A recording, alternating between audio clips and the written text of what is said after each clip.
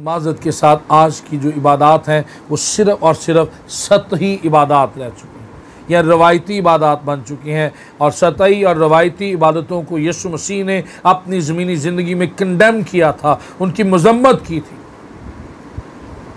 आज भी हम इकट्ठे तो होते हैं, लेकिन हमारा इकट्ठा होना शायद खुदा को उस तरह जलाल नहीं दे रहा जिस तरह इसे जलाल देना चाहिए था।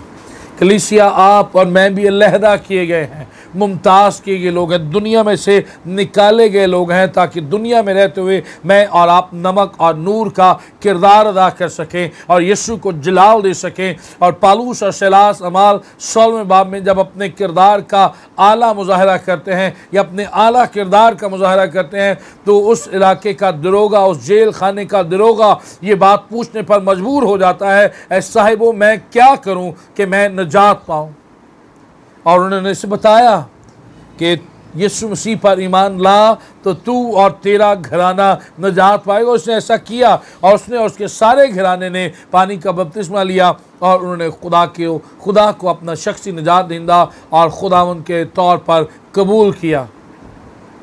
आज मैं और आप जब फराहम होते हैं या अपने घरों में देख लें, हमारी गुफ्तगू भी यही है, हमारी बीवी ये करती है, हमारा खामन ये करता है, हमारी बहू ये करती है, हमारी सास ये करती है, ये हमारे साथ ज़्यादती करते हैं, कोई हमारे ख़िलाफ़ जादू कर रहा है, कोई हमारे ख़िलाफ़ नफ़रत अंगेज़ बातें कर रहा है, कोई हमें तमस्खुर का निशाना बना रहा है। और हम इसी तरह बुड़बुड़ाने की ज़िंदगी में अपनी ज़िंदगी को गुजार रहे हैं। सुबह का आगाज़ इसी तरह होता है, रात का इख्तिताम भी इसी तरह होता है, और हम एक दूसरे के ख़िलाफ़ उंगलियाँ उठाते हैं, बातें करते हैं, बुड़बुड़ाते रहते हैं। मेरी बेटी ऐसी है, मेरा बेटा वैसा है, मेरी ज़िंदगी में सुकून नहीं, मुझे आराम नहीं। हम बुड़बुड़ाने और नाशुक्री की हद में इस कदर आगे बढ़ चुके हैं कि हमारे लबों पर शुक्रगुजारी भी अगर आती है तो वो भी सिर्फ सतही तौर पर, रस्मी तौर पर भी हम भी दुनियादार लोगों की तरह होते चले जा रहे हैं। हालांकि मुझे और आपको इसलिए बुलाया गया था कि हम सुख में हो या दुख में हो, हम सिर्फ और सिर्फ खुदा को जलाल दें, उसकी शुक्रगुजारी करें। और ऐसी मिसालें लातादाद बाइबल मुक़द्दस में आपको मिलेंगी, लेकिन मैं एक मिसाल आपके सामने रखना चाहूँगा, और वो मिसाल है मुक़द्दस अय्यूब की। उसने कहा, क्या हम खुदा के हाथ से सुख ही पाएँ और दुख ना पाएँ? उसकी बीवी ने कहा, उसकी तकफीर कर और मर। सब कुछ उसे छिन गया, औलाद छिन गई, वसाइल छिन गए, कारोबार छिन गया, जायदाद छिन गई, और वो खाक पर आ बैठा। लेकिन उसने कहा, नहीं, खुदावंद ने लिया, खुदावंद ने लिया, उसी का नाम मुबारक हो। उसने अपनी किसी बात में खुदा की तकफीर नहीं की। और मैं और आप ईमानदार होते हुए, पासमान होते हुए, खुदा के लोग होते हुए, खुदा के फर्जंद होते हुए, अपनी हर रोज़ की गुफ्तगू में बारहा खुदा पर इल्ज़ाम लगाते हैं, बारहा बुड़बुड़ाने और नाशुक्री का इजहार करते हैं। याद रखिएगा, नाशुक्री, बुड़बुड़ाना हमारे लिए हमारे बेअबान के सफ़र को, दुखों के सफ़र को तवील और लंबा कर देता है। लेकिन इसके बरक्स जब हम दुख में, तकलीफ़ में, मुसीबतों में भी शुक्रगुजारी करते हैं, तो हमारा खुदा हमारे बेअबानी और दुखों के सफ़र को महदूद करता है और बरकत के दरवाज़ों को खोल देता है। आइए, जहाँ भी हम जमा हो, लोग हमसे ये पूछें कि ये क्या हो रहा है और मैं क्या करूँ कि मैं निजात पाऊँ। आप उसका जवाब दें कि खुदावंद यीशु मसीह को अपना निजात दहिंदा और खुदावंद कबूल कर, तो तू और तेरा घराना निजात पाएगा। लेकिन आए हम अपने मौजू की तरफ बढ़ें। ईमान की तामीर खुदा के कलाम से होती है।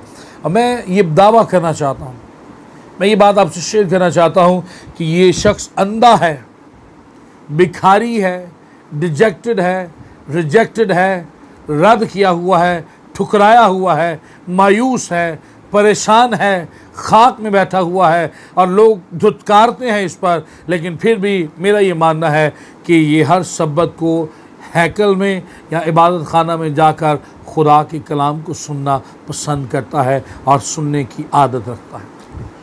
जब इसे ये बताया गया कि यीशु नासरी जा रहा है, तो इसने जब यीशु को पुकारा है, तो इसने यीशु नासरी कहकर नहीं पुकारा। इसने कहा, यीशु इब्ने दाऊद, मुझ पर रहम कर।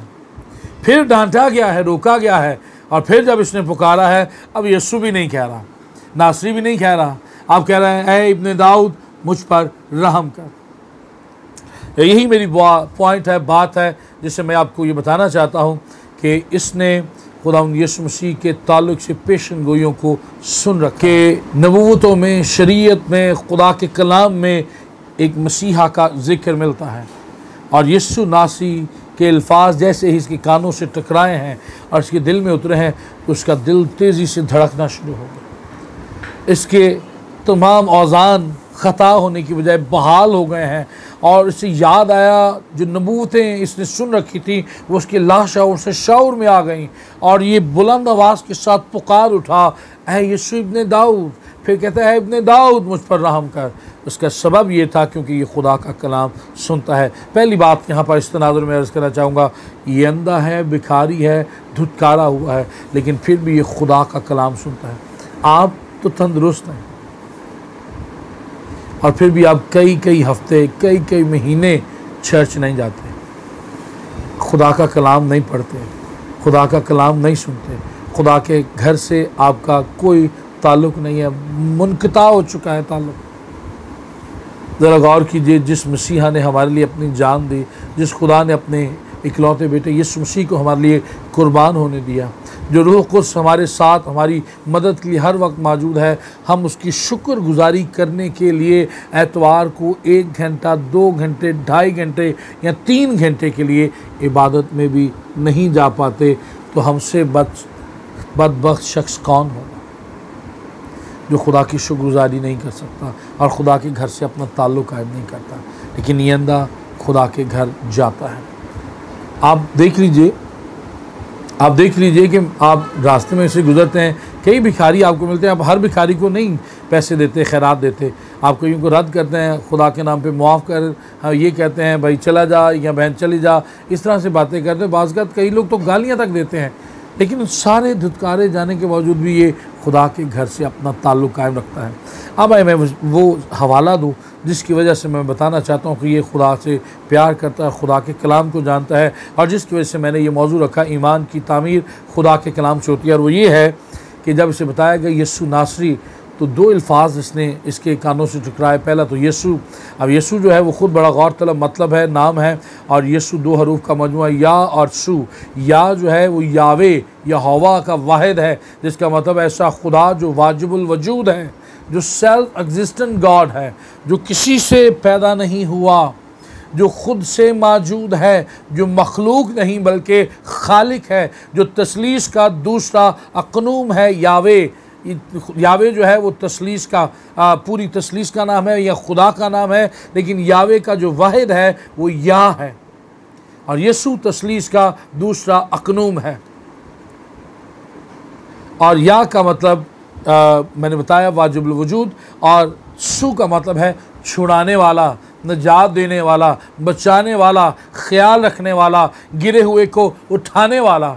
अब यीशु पूरे नाम का मतलब जाने तो यानी ऐसा खुदा जो ख़ुद से मौजूद है, जो मखलूक नहीं बल्कि खालिक है, जिसने सारी कायनात बनाई और सारी कायनात जिसके लिए बनी है वो यीशु मसीह है। वो ऐसा खुदा है जो अपने लोगों को छुड़ाने, बचाने, संभालने और गिरे हुओं को उठाने की कुदरत रखता है। इसलिए कहा गया है फिलिपियों के ख़त में नए अहदनामा में कि यीशु नाम सब नामों से आला और अफजल है। आसमान और ज़मीन का हर एक घुटना खुदाउन यीशु मसीह नासरी के आगे झुकेगा, और ये हमारे लिए ईमान की तक़वियत का सबब बनता है कि हम ऐसे खुदा को मानने वाले हैं जिसके आगे आसमान और ज़मीन का हर एक घुटना झुकेगा। अब नासरी जो लफ्ज़ है ये 2 तरह से इसके मतलब हैं। पहला इसका मतलब जैसे हम पाकिस्तान में रहने वाले तो हमें पाकिस्तानी कहा जाता है, मुल्तान में रहने वाले को मुल्तानी, अमेरिका में रहने वाले को अमरीकी। इसलिए ये यीशु मसीह चूँकि नासरत में रहते तो इन्हें नासरी कहा जाता है। जो नासी है वो एक बड़ा खूबसूरत लफ्ज़ है, और यशायाह 11वें बाब की पहली 2 आयात में ये लफ्ज़ इस्तेमाल हुआ है। इसके अलावा भी और जगहों पर इस्तेमाल हुआ है। और यहाँ पर जो अबरानी ज़ुबान है, जो बाइबल मुक़द्दस के पुराने अहदनामा की असल ज़ुबान है, इसमें जो इस लफ्ज़ का मतलब है वो है नेट्ज़र, या कुछ लोग नसर भी बोलते हैं, जो लफ्ज़ वहाँ इस्तेमाल हुआ है, और इसका मतलब वहाँ पर लिखा गया है शाख या कॉम्पल या जड़ भी कहा जा सकता है इसे, तो इंग्लिश में बड इसे बोलते हैं, नेट्ज़र या नसर। तो इसका मतलब है वहाँ पर अगर ईसाया 11वां पढ़े पहली आयत, तो वहाँ लिखा है यिसी के तने से एक कौंपल निकलेगी। और वो पूरा बाब यीशु मसीह की खिदमत को बयान करता है, मसीहा की खिदमत और उसके स्कोप को बयान करता है। तो यहाँ पर जो यिसी के तने से जो कौंपल निकली, यिसी के सुलभ से दाऊद और दाऊद के सुलभ से या दाऊद के ख़ानदान से ज़मीनी तौर पर यीशु मसीह पैदा हुए। तो यीशु मसीह को यहाँ पर शाख और कौंपल, नेज़र या नसर कहा गया है, इसलिए यीशु नासरी कहा गया है। तो इसने जब ये बात सुनी है कि यीशु नासरी जा रहा है, वादों का खुदा जा रहा है, नबूवतों की पेशनगोइयों की जो तकमील है वो इस नेज़र में है, नसर में है, नासरी में है, तो जब वो यीशु को पुकारता है तो बुलंद आवाज़ के साथ कहता है यीशु इब्ने दाऊद। और मत्ती की इंजील पहले बाब की पहली आयत पढ़ें तो वहाँ पर लिखा है यीशु मसीह इब्ने दाऊद इब्ने अब्राहम का नसब नामा। इसलिए यीशु के साथ वो नासरी लगाने के बजाय यीशु के साथ इब्ने दाऊद लगा रहा है और पुकार रहा है ऐ यीशु इब्ने दाऊद। और जब उसे रोका जा रहा है तो अब यीशु नाम भी नहीं बोल रहा, अब बराह रास्त वो नबूवतों को पुकार रहा है, नबूवतों की तकमील की तरफ कोशा है, और वो ये कह रहा है ऐ इब्ने दाऊद मुझ पर रहम कर। नाज़रीन अजीज़ों, याद रखिएगा, मैं और आप मुश्किलात में पड़ते हैं, मुश्किलात से हम बच नहीं सकते, गिर नहीं सकते, निकल नहीं सकते जब तक हम खुदावंद यीशु मसीह पर मुकम्मल तौर पर ईमान नहीं रखेंगे, तवक्कुल नहीं करेंगे और ईमान का मुजाहिरा नहीं करेंगे। यहाँ पर जो एक ख़ास बात मैं आपको समझाना चाहता हूँ, इस अंधे ने खुदा के कलाम को, नबूवतों को, पेशनगोइयों को, खुदा के वादों को जो शरीयत में मुंदरज थे, जो नबियों की किताबों में मुंदरज थे, उन्हें पुकारा है, उनका इजहार किया है। मैं और आप जब मुसीबत में हैं, परेशानी में हैं, कर्जे में हैं, बीमारी के नीचे हैं या बदरूहों से हम शिकार हैं या घायल हो रहे हैं, तो उस वक्त भी हम अपनी औलाद के लिए, अपने लिए, अपने घराने के लिए, अपने कारोबार के लिए खुदा के कलाम में मौजूद वादों को पुकार कर खुदा के हुजूर दुआ करें। इसका मकसद ये नहीं कि हम खुदा को याद दिला रहे हैं, बल्कि इसका मकसद ये है कि आए खुदा, हमारा तवक्कुल तेरी पाक ज़ात पर है और तेरे पाक कलाम पर है, और इस बात से हम ये भी जाहिर कर रहे हैं कि खुदा का कलाम ला तब्दील है, और जो वादे, जो बातें, जो इसमें रकम है, लिखी हुई है, वो मेरी और आपकी निजात के लिए, भलाई के लिए, सरफराजी के लिए, बेहतरी के लिए, शिफा के लिए और अपनी ज़िंदगी के लिए मुंदरज हैं।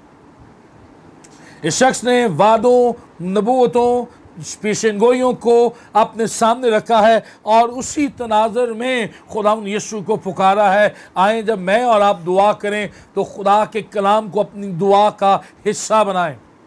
खुदा के कलाम की दुआ जो है, खुदा के कलाम की जो आयात हैं, जो वादे उसमें लिखे हैं, उनको अपनी दुआ का हिस्सा बनाते हुए खुदा के हुजूर जाएं और दुआ करें। देखिएगा आपके रुके हुए काम होना शुरू हो जाएंगे, आपकी रुकी हुई बरकतें आपको मिल जाएंगी, आप अपना मुआवजा पा लेंगे, बहुत से बंद दरवाजे यीशु के नाम से आपके लिए खुल जाएंगे।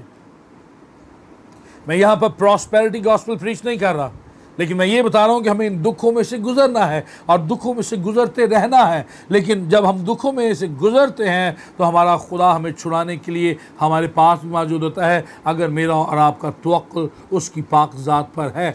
और याद रखिएगा, वो हमें दुखों में पड़ने देता है। ऐसा नहीं है कि वो सदरक और मिशक और अब्दुन्नजू को आग की भट्टी में गिरने से पहले बचा नहीं सकता था, बचा सकता था, लेकिन उनके ईमान की पुख्तगी के लिए उसने उन्हें गिरने दिया। लेकिन इससे पहले कि वो गिराए जाते, यीशु मसीह खुद वहाँ पर मौजूद था। इसलिए लिखा है कि फेंके 3 गए लेकिन नज़र 4 आते हैं, और चौथे की सूरत इलाहा ज़ादा किसी है, वो खुदा का बेटा है।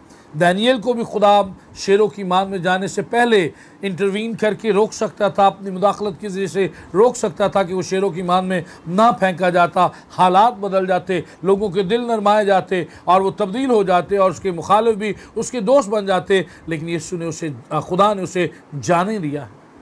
और जब शेरों की मान में गिर गया या गिराया गया या फेंका गया तो खुदा ने शेरों के मुंह बंद कर दिए।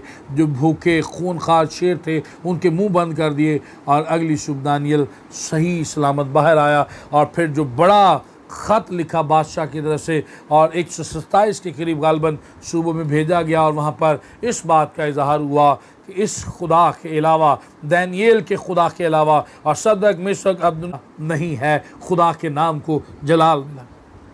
और खुदा यीशु मसीह जब ये पुकार रहा है तो रुक गए हैं। जाना यरूशलेम में है, इसकी इस ईमान भरी पुकार और दुआ और सदा को सुनकर यीशु रुक गए हैं और उसको अपने पास बुला के कहते हैं, तू क्या चाहता है कि मैं तेरे लिए करूँ? वो ये कहता है, मैं बीना हो जाऊँ। अब आखिरी बात करके मैं इसको ख़त्म करना चाहूँगा। 30 मिनट हुआ चाहते हैं मुझे कलाम सुनाते हैं। और वो आखिरी बात ये थी कि हम दुआ करते हैं। बाज़ का चर्च में, हमारे घर में जब हम बड़ी संजीदगी और ईमान और तवक्कुल के साथ दुआ कर रहे होते हैं तो खुदा हमारे पास भी आता है। खुदा तख्त नशीं होता है, लिखा है जहाँ कहीं 2 या 3 उसके नाम से जमा होते हैं वो वहाँ मौजूद होता है। लेकिन बाज़ का ये होता है कि हम दुआ करते हैं, हमें मांगना नहीं आता। हम क्या मांगे, किस तरह मांगे? हम ये मांगते हैं, खुदा एदा इंसाफ कर, खुदा मैंने सतांदा ओदा इंसाफ कर, खुदा वे मैं किड्डा साफ, किड्डा पाक, कितना अच्छा। हम यही बातें करते हैं, हमें दुआ करना भी नहीं आता। हम ये भी बाज़ सुनते हैं कि वो फ़लाँ का बेड़ा गर्क हो जाए, फ़लाँ का काम जो है वो ख़राब हो जाए, वो मेरा मुखालिफ है, वो ज़िंदा ना रहे। हम इस तरह की भी दुआएं कर देते हैं। और हमने सुना है, पिछले दिनों एक वीडियो वायरल हुई, किसी छोटे बच्चे ने जो तोतली ज़ुबान में बात कर रहा था, लेकिन 7-8 साल का होगा, उसने शैतान के लिए दुआ की और पता नहीं क्या क्या उल्टी सीधी बातें उसने की। इसी तरह बहुत सारे लोगों के ख़िलाफ़ उसने ऐसी बातें की। वो दुआ में बड़ी वो वीडियो वायरल हुई। याद रखिएगा, जब खुदा हमसे पूछता है बता मैं तेरे लिए क्या करूं, जब हमारी शिफा और मौज़े का वक्त हो, तो हम इधर उधर की बातें छोड़कर डायरेक्ट खुदा से मुखातिब हों और खुदा से अपना मसला बताएं बस, और अपना आप खुदा के हाथ में दे दें। और याद रखिएगा, इंसाफ कभी खुदा से ना मांगे। जब भी मांगे खुदा से कहें, खुदा मुझ पर रहम कर।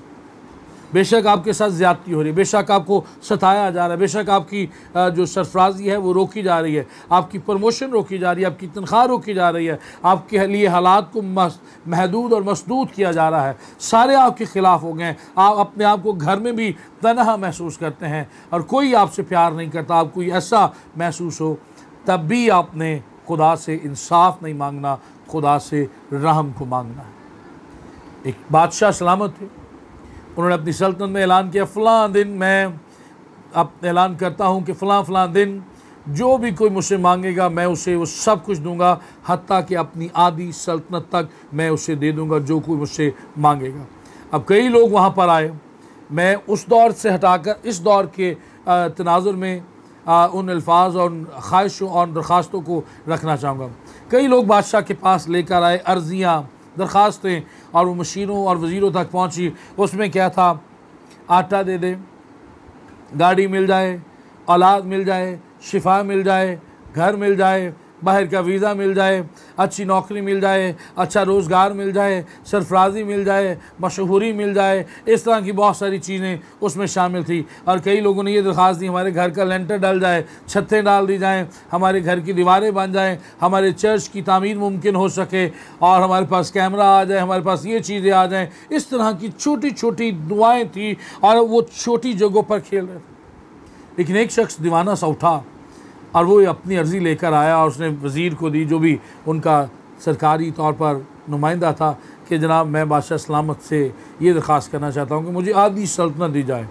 अब सारे हैरान, भाई आप दीवाने हो गए हैं, बादशाह सलामत ने ऐलान किया लेकिन सल्तनत ना मांगे, आप अपने आप को देखें और बादशाह को देखें आप क्या मांग रहे हैं। उसने कहा नहीं जी, बादशाह साहब ने ऐलान किया था कि आप मुझसे आधी सल्तनत तक मांगे तो मैं वो भी दे दूँगा, तो आप ये मुझे चाहिए और बादशाह सलामत तक मेरी अर्ज़ी पहुँचाइए। वहाँ पर शोर मच गया, वो उसे निकालने लगे, वो और ज़्यादा चिल्लाने लग गया और चिल्लाते चिल्लाते उसका शोर बादशाह के कानों तक भी पहुँचा। बादशाह सलामत ने उससे बुलाया, क्या चाहता है? ये आधी सल्तनत चाहता है।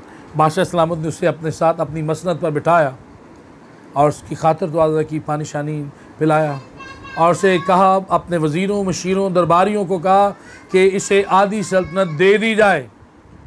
सारे एकदम हैरान, दंग और शश्तर। बादशाह सलामत उन्होंने कहा कि बाकी जो मेरे पास आपकी दरख्वास्तें आवाम लेकर आई थी वो ये थी छोटी छोटी दरख्वास्तें, ये तो कोई दरबारी भी दे सकता है। अजीज़, अगर आज के दौर की बात करें तो आटा, चीनी, घी, घर, बंगला, इस तरह की चीज़ें हम कमा सकते हैं। हमारे लिए MP, MNA, काउंसलर, चेयरमैन ये भी दे सकते हैं, लेकिन बड़ी बात जो है वो सिर्फ़ और सिर्फ बादशाह दे सकता है। मैं और आप आज जब खुदा के पास आते हैं, इबादतों में, कन्वेंशनों में, सेमिनार्स में, तो हम भी ईमान के निचले दर्जे पर रहकर खुदा से चीज़ें मांग रहे होते हैं। हम खुद गर्जी की दुआएं कर रहे होते हैं, खुदा ये दे दे, खुदा वो दे दे। हम खुदा से कुछ लेने के लिए आते हैं, लेकिन आए अगर खुदा से लेना ही है तो इस निचले दर्जे से ज़रा ऊपर वाले दर्जे में आए, जो ईमान का ऊपर वाला दर्जा है, जो रूहानियत का आला दर्जा है। और वो ये है कि हम अपने लिए सतही चीज़ों को या मादी चीज़ों को मांगने की बजाय खुदा से कुछ ख़ास मांगें। हिस्किल सोच साहब मेरे उस्ताद मोहतरम हैं, उनका एक खूबसूरत गीत आपने सुना होगा, गाया होगा, और वह पहले ढूंढो तुम उसकी बादशाही, पहले ढूंढो तुम उसकी रासबाजी, तो ये सारी चीज़ें तुमको मिलती जाएंगी, सब ज़रूरतें भी पूरी होती जाएंगी। और खुदा हमारी सारी ज़रूरतें, हत्ता कि मैं कहता हूँ ख्वाहिशें भी पूरी करता है। मैंने देखा है, मेरा तजुर्बा है, मेरा मुशाहिदा है। लेकिन मैं जिस दुआ की तरफ आपका फोकस करवाना चाहता हूँ, तो जो दिलाना चाहता हूँ, वह है ज़बूर 2 उसकी 8वीं आयत मुबारका। और वहाँ पर लिखा है, मुझसे मांग और मैं कौमों को तेरी मीरास के लिए और ज़मीन के इंतहाई हिस्से तेरी मिल्कियत के लिए तुझे बख्शूँगा। और ज़रा गौर कीजिए, मैं और आप 1-2 मरले के घर के लिए, 3-4 मरले के घर के लिए अपने बहन भाइयों को लूटते हैं, चोरियां करते हैं और गलत काम करते हैं, पता नहीं किस किस को ठगते हैं, झूठी रिपोर्टें बाहर बनाकर भेजते हैं और ईमेल ऐसी भेजते हैं जिससे हमारे पास फंड आ जाएं, पैसे आ जाएं, और एक आटे के तोड़े के लिए हम किसी MP, MNA या अमीर शख्स के घर के पीछे लंबी लाइन में लग जाते हैं। किसी TV चैनल पर अगर जैज़ कैश या ईजी पैसे के लिए ऑफ़र की जा रही है तो हम जनाब कितार दर कितार उनके पीछे चलते जा रहे हैं। लेकिन उससे बड़ा जिंदा कादिर खुदा, जो तमाम कायनात का परवरदिगार और राज़िक है, मालिक है, आका है, मौला है, वो जो सब कुछ देने की कुदरत रखता है, उसके हजूर हमें 2-3 घंटे दुआ में गुजारना, इबादत करना बहुत मुश्किल महसूस होता है। लेकिन एक अमीर शख्स के घर के बाहर हम 2-3 किलोमीटर लंबी कतार में ID कार्ड दे के लग जाएंगे, जैज़ कैश के लिए, ईजी पैसे के लिए लग जाएंगे कि वो हमें कुछ दे देगा और हमारा कुछ बन जाएगा। लेकिन जो आपको बना सकता है, जो आपकी बिगड़ी बना सकता है, जो आपको शिफा दे सकता है, जो आपको घोड़े से उठाकर अपने तख्त पर बिठा सकता है, जो आपको दुम की बजाय सर बना सकता है, आए उससे अपना वक्त दें और उसे जानने के लिए, उसे सीखने के लिए खुदा का ये कलाम है। कलाम खुदा में लिखा है, ईमान सुनने से पैदा होता है और सुनना मसीह के कलाम से। इस शख्स ने खुदा के कलाम को सुना और इसके अंदर खुदा का कलाम घर कर गया। क्या आपके और मेरे अंदर खुदा का कलाम घर कर चुका है? क्या आज मैं और आप इस बात का आदा करते हैं कि हम किसी इंसान के आगे हाथ नहीं फैलाएंगे और हम लानत के अंदर नहीं आएंगे? क्योंकि बाइबल फरमाती है, मलाउन है वो शख्स जो किसी बशर को अपना बाजू जानता है। आए इन चमकती दमकती शख्सियतों को देखना छोड़ दें और ईमान के बानी और कामिल करने वाले यीशु को तकते रहें। फिर हम सरफराज होंगे, नजात पाएंगे, बरकत पाएंगे और खुदा में मसरूर रहेंगे और अब्दी ज़िंदगी हमारा अब्दी हिस्सा बन जाएगी। खुदा आपको इस कलाम के वसीला से बरकत दे। आमीन।